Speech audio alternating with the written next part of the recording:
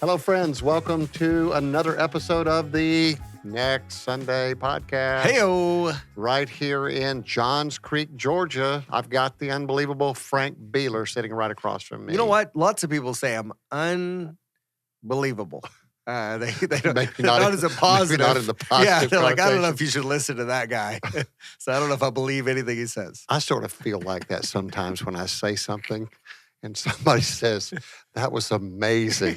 Because it could be amazingly stupid. Yeah, that's exactly Or it could be right. amazingly, wow, that was really good. Yeah. And sometimes I'm never sure what it means, Frank. You're like, I'm thanks. just, thank you. You just nod and go on. Nod and go on. Or just say, you're too kind. And they're like, oh gosh, he too didn't kind. get it. That was he did never, not. That's not what I meant by that. was not a kind That remark. was intended to be a shot fired. Oh, my gosh. He received it as a positive. So, hey, here we are back today. And this is something that I have actually said for a long, long time. And ironically, I've never written about it That's and wild never done a to me. podcast episode on That's it. wild to me. And I remember when I said it to you, you did a double take, and I was like, Yeah. why did you do a double take, Frank? Yeah. Everybody knows this. Right. And you looked at me as like, no, Nope. they don't. Yeah, that's exactly right. I haven't heard you say that. Tell me more about that. So I guess that's why you put this on a podcast episode. Absolutely. You're, And the topic you're kind of our is- executive producer behind the scenes, Yeah, calling me shots. Yeah, So, executive producer, that's just where I just get my name in the credits. I don't really do much. Is that what you're well, saying? I mean, there is that. There's some There's of that. that too. Yeah. There's that too.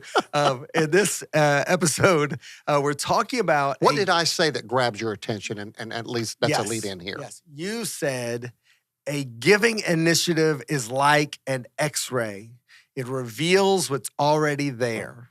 And it was just a powerful thought to go, okay, that makes sense. It's a magnifier, like to compare it to something negative. But during COVID, everybody agree. I think most people agree.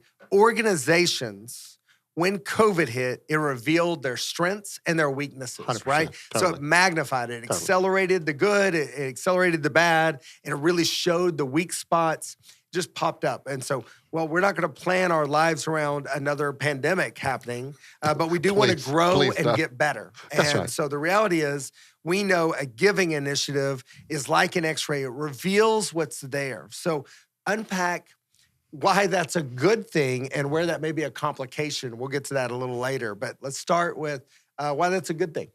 All right, so let's back the tape up just a little Yeah. bit, and let's make sure there's a couple of things I think we need to say before we get into that. And that the first one is that if you do enough giving initiatives over the year, what you realize that giving initiatives are never really about money. They're about people, they're about trust, they're about clarity, they're about alignment, they're about spiritual maturity. Yeah. They're really about those things Yeah. more than anything else, right?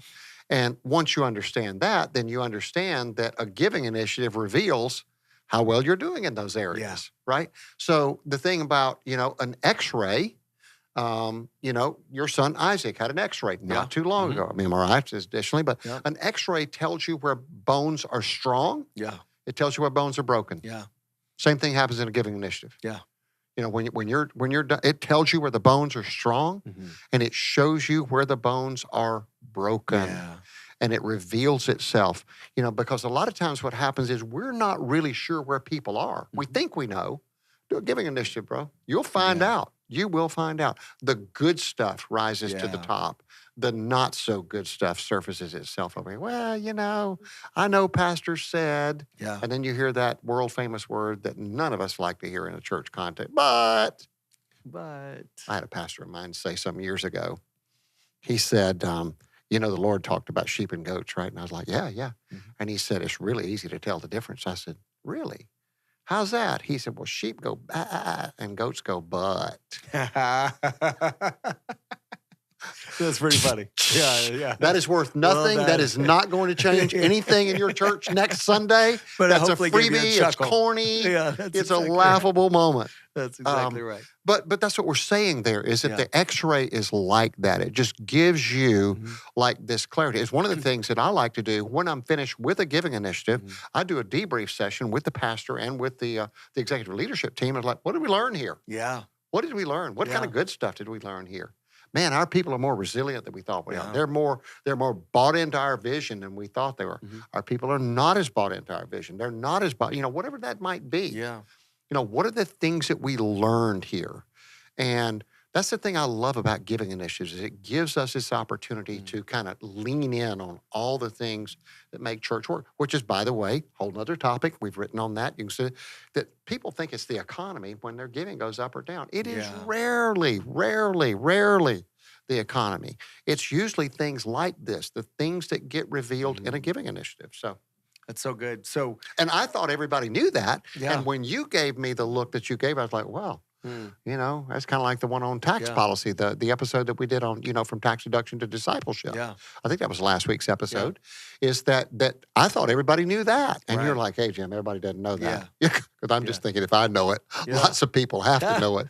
But sometimes what happens is, what I feel, it's not book smarts. This is not about being academically intelligent. This is about being observationally intelligent. And there's something about just sitting out here and watching this process unfold over and over and over again that teaches me things and you things about these giving initiatives, about giving development in a church that people who only do this every now and then wouldn't see. Yeah. Right? I think that specific phrasing of calling it an X-ray is just so clear, so pointed. So let me ask you this. This is in our notes. You've been doing this 30 years or so, 3 decades plus, 3.5 decades, whatever it may be. Early on, when did it start to click with you? When did you see this truth? You may not use the X-ray language at that point, but early on when you were doing this work, how did you see it start to show up in the church you were serving 3.5 decades ago, that it was true then, and you just continue to see that pattern today? Wow. That's a great question, bro. Thanks. So the first, out of the kindness of God, I would say probably the first 7 or 8 big giving initiatives that I led early in my career all went well. By God's grace and by God's kindness, right? Because, and I needed that because I was new in this work. I'd been a corporate executive, so I was starting all over. I mean, I needed to establish some bona fides here, some credentials, right? And then I had one that didn't go well. Okay. And it got my attention. And the X-ray thing hadn't hit me yet. But what had hit me was, I need to scratch around in the dirt and find out what's wrong here. Something's wrong here. Outwardly, this church didn't have the look and feel of a church that would have struggled in something like this. Their multiple as a number of times of income was not a crazy one. It was not the one like, y'all are trying something that's just absolutely nuts. And if you get there, God bless you. But I haven't seen it happen, right? It wasn't one of those.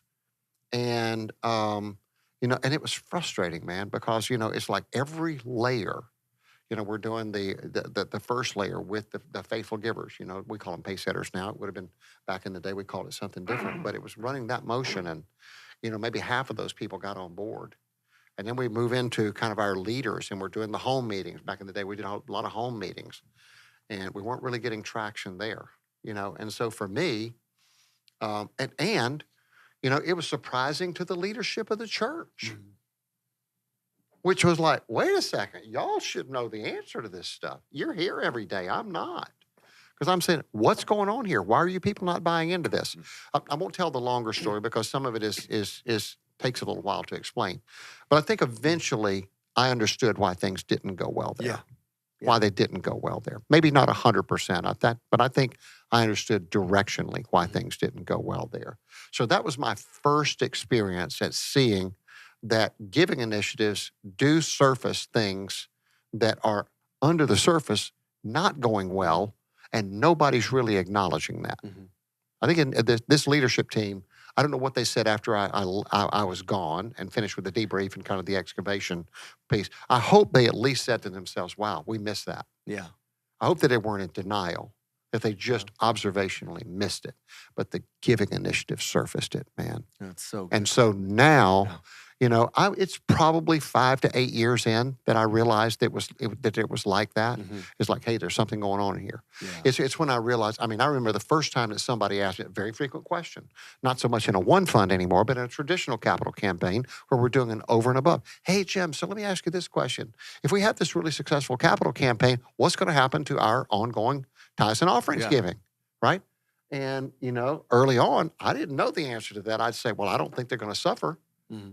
But I didn't have a lot of evidence to that. I do now. Yeah. You know, if you're a healthy church and you're running a good traditional capital campaign over and above, it probably not only won't go down, it might well go up. Why is that? Because you're now focusing on alignment and trust and clarity and all these things that matter. You're doing that over here in the capital campaign environment, but they're the same group of people. There's a spillover effect that happens over here. And they become more committed on that side as well. So, you know, it's what I call God's math, not our math, because God's math is always, you know, 1 and 1 is 3, even when we think it's, you know, sometimes 2 or sometimes 1.5 even, depending on your perspective. So that was the first time I saw it, but I didn't have the x-ray then. It took a little while longer. So knowing that, what do you advise churches that are looking for something to reunite their church or reinvigorate their church, but they've got fractures? What do you say to the church that thinks a generosity initiative can fix that? That it can be unifying or it can be a moment. How do you advise them to work through when it could be a solution as a unifying event versus just magnify the problem?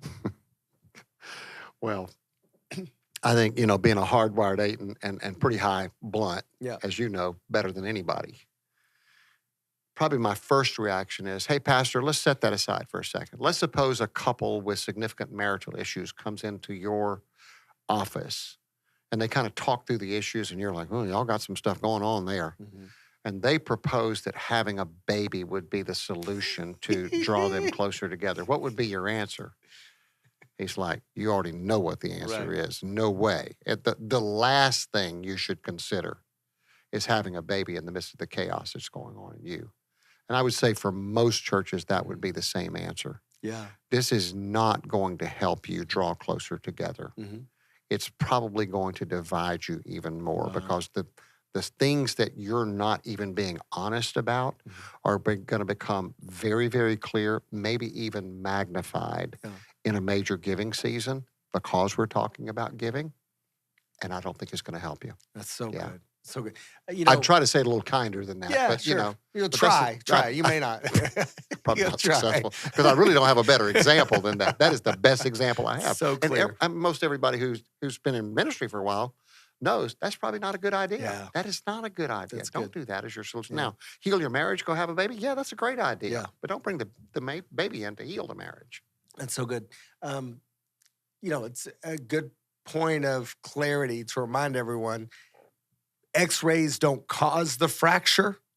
X-rays don't cause the problem. They reveal the issue. And so there's this reality that if we start to hit some whitewater that we're unaware of, and this initiative starts to flesh some of that out, it's typically not the initiative, in my experience, that causes the problems. Once again, it just reveals what's there. So what does it look like to leverage the X-ray as an opportunity? So you're doing this initiative, you start to see the cracks. You didn't know they were there. You probably should have known they were there, but hey, you just weren't aware of that there was some misalignment. And now here you are starting to work on this generosity initiative. The X-ray has revealed the cracks. Once again, it didn't cause the break, but it's revealing the cracks. How do you coach someone through that season where it's like, uh-oh, we've got some misalignment, some lack of clarity and other issues, but here we are trying to do this major initiative? That's our job, Frank. Absolutely. That's our job. That's exactly right. You know, we're the ones who've got to intervene. We got to Yeah. be, you know, Lyle Schaller, the great, great leader who wrote so many articles on the church. If you're not a boomer, you may not know who he is. Go check him out. Yeah. He wrote a book many years ago called The Interventionist. Yes. I mean, blew my mind some of the stuff that he talked about in there. And a lot of it is still relevant today. We've got to be the interventionist. We've got to help you as a church leader see things that you can't see for yourself. And to the extent we can, we've got to put ourselves out in the roadway and say, hey, you can go forward, but you need to run me over to do that. Yeah. This is a big deal, Pastor. This is a big deal. Yeah. And sometimes they're going to go forward anyway. That's good. And there you've got two choices. Am I going to resign the engagement, or am I going to stand with you and try to help you figure it out? For the most part, mine's generally going to be answer number two, unless there's some integrity issues or whatnot. As long as it's not integrity or something else, I'm going to say, well, gosh, if he's going to do this, he's going to need some help for it to land as best it possibly can. And I'm probably as good a resource as anybody out there in terms of helping that. But you've got to be the one who doesn't have emotional, political, or any kind of other baggage in this fight and say, Pastor, hear me out, brother. This is where it is. I will say it's one of the things I love about this work, and I'm so grateful for the privilege and honor of being in the room, being a fresh perspective, and having an opportunity to speak into those moments when there is emotion there's history there's connection among the team, and so there's a little bit of lack of perspective. And so coming in and giving some fresh perspective and helping coach them through that, what a privilege to get to navigate that. And you've used the illustration before of a campaign being, or a campaign guide, the work that we get to do being much like the whitewater raft guide, right? So we know the waters, we've seen them before and navigated them. What a privilege to know, hey, you're going to hit some stuff. We know you need to go a little further right here, or let's go ahead and turn it sideways here because we know what's about to come. We get to kind of help coach and guide through that season, through that whitewater and turmoil. And some are a little more wild rides than others, but what a privilege to get to come alongside in those seasons. And for you to have the privilege to have done that for over 3 decades is incredible, Jim. It's really incredible. So I remember this, you're right, I do use that analogy a lot because I think it's a great analogy for our work and the work that we do with churches. Any consultant, actually, but with us, with churches. I remember many years ago, we were in Colorado and we did a whitewater rafting trip. And there's a lot of water in the river. And so the rapids were running pretty good in a couple of places. And I remember the guy, and of course we had a guide. I mean, you're going to have a guide to go down the river like that because you're like, he goes down it all the time. I don't, so I probably need what he knows better than what I know. Yeah. And the guide said something to the effect of this. He said, I know you're going to get nervous when you see this water because it's going pretty good. And if you're not used to seeing this, you're probably going to get nervous and or panic. But here's the thing. I don't need you to get nervous or panic at what you're seeing. The only time you need to get nervous or panic is when I get nervous or panic.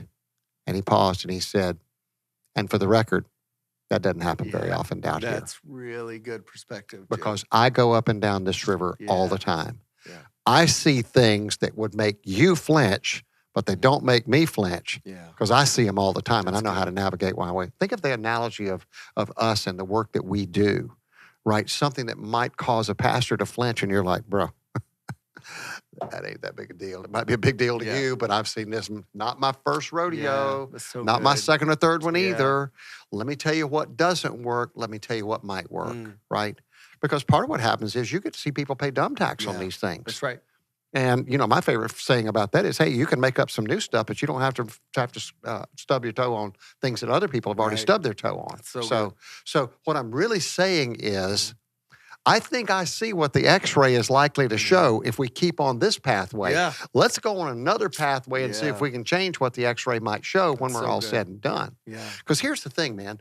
Most churches don't live in the fully strong bone side or the fully broken bone side, okay? To go back to where we started. They live somewhere in the middle. They have a lack of calcium is what you're saying. They're just a little soft. Osteoporosis, maybe. Okay. Now we sound like a now very we've wandered into commercial. medical Yeah, language. that's Let's it. get us back. Can we pray, Okay. please? Yes, bring us back, Lord. So, because attendance can be affected by programs or sermon series, budgets can be managed creatively. You can do things and make things look better than they are. Verbal encouragement can be selective. And it always looks like it's always positive, but then all of a sudden, but generosity is different, man. That's good. You start down that lane, and I'm telling you, it's bringing the good stuff and the bad stuff to the front. I mean, you know this because you're familiar with the situation. We had a situation here in the firm within the last few years where we had a church that, on the surface, you would have thought, again, would not struggle with an engagement that was basically about 1 1/3 times their annual income, and they struggled with it mightily. And you remember, it was one of my clients, and I was perplexed. And when we found out this one factor, it was like, might be some other stuff, but here's your big one. Only 40% of their staff was giving. Yeah. Only 40%. Yeah. Now, there could be situations. There can be situations where people are experiencing financial difficulty, and but you can't explain that one. Yeah. And so what it identified was that that's just not a priority for their people. Yeah. They don't see it as a spiritual discipline, or there's some other things going on, right? Yeah. And so the x-ray showed us a really broken bone over here, a really broken bone. Yeah. Had we known that early, by the way, it's taken me back to basics. So now in my giving initiatives, when I'm doing my front end work, hey, Pastor, do we keep tabs on people on staff as givers here? And I don't mean as a matter of compliance. I don't mean as a matter of just like, lording it over them, but it's a matter of pastoral health, right? These people are on the front line of advancing the vision and mission of your church. And if they're not bought into it, it's really unfair to expect the rest of the church would be bought in as well, right? Yeah. And so the x-ray showed us that. And so there are things, and so there are things that can actually cover up. You're living in the middle. You're not fully broken. You're not fully strong. And you've got these things, but then you do a giving initiative and, there's your x-ray. There it is. Now we see it. Yeah. Right? I mean, you know this. I've been struggling with an issue in my knee, and we never could figure out what was going on. Went and got that x-ray. There it is right there. Lateral compression on the outside of your right knee. Yeah. And my doc's like, well, I don't need to do an MRI. I could, but it's not going to tell me anything more than I see right there. I know what your issue is, and here's how we're going to fix that. Right. That's so good. And so and here's the thing, man. So, and let's take that example. X-rays help you to identify what needs to be healed so the healing can begin, which might include treatment. Yeah. Some things heal by themselves. Mine needed some treatment. Yeah. And so the x-ray is the point where you begin to see clearly there's something wrong here. Yeah. And how do we get ourselves to the place where this bone can be a lot stronger than it has been historically? So good, Jim. And you might not have found that out. In fact, you probably wouldn't have found that out any other way than in a major giving initiative. Yeah. And that's why for me, this x-ray analogy is so clear, Frank, so clear. That's good. Guys, this has been another great episode of the Next Sunday podcast. It's been great because Jim has provided us some fantastic insights today. Stay tuned for more of these episodes because what happens next Sunday could change everything. Hey-o.